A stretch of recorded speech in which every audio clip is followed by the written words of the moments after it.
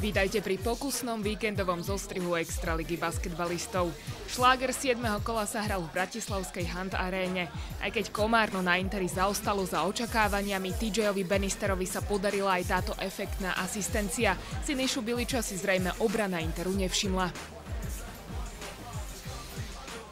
Stano Baldovský si vďaka kvalitnému výkonu uchmatov proti Komárnu takmer 24 minút dal 13 bodov a v tomto útoku sa doslova preplietol až do koša.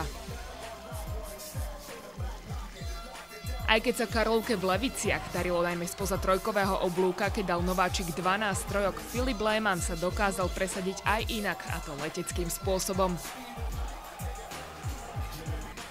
19 asistencií, aj to je dôkazom toho, že Levice hrali proti Karlovke kolektívne. Vlado Klár pripravil dokonalú pozíciu Milanovi Olujičovi a pre neho bolo zakončenie už iba nevyhnutnosťou.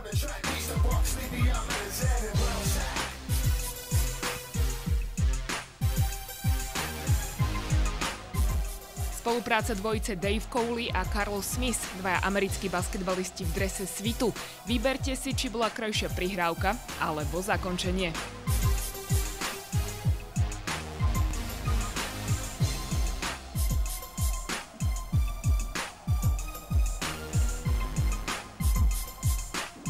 Spišská Nová Ves mala 2 sekundy do konca útoku a Štefan Bečarík si takto poradil dokonca s dvojicou brániacich hráčov.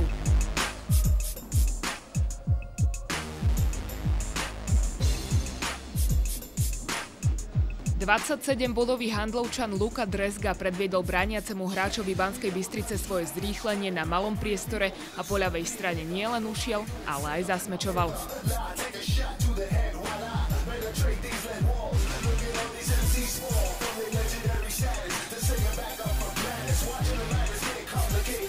Handlovčan Preston Purifoy predviedol proti Banskej Bystrici viacero pekných obranných zákrokov, no aj prehľad v hre.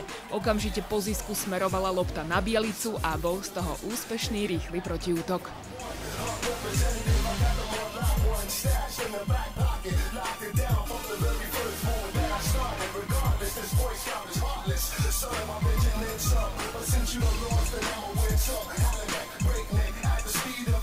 Prievidza nemala veľa práce s Nitrou, Igor Marič si duel užíval a nielen vďaka svojim 27 bodom, ale divákom ukázal aj to, ako sa zbaviť brániaceho hráča.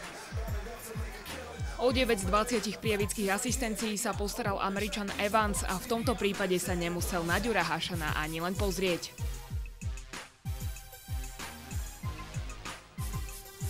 Na záver 2 bonusy z Komárna. Ak ste netušili, že Saša Jankovič má aj rozohrávačské chuťky, tu je jeho boj o pozíciu TJa Bannistera.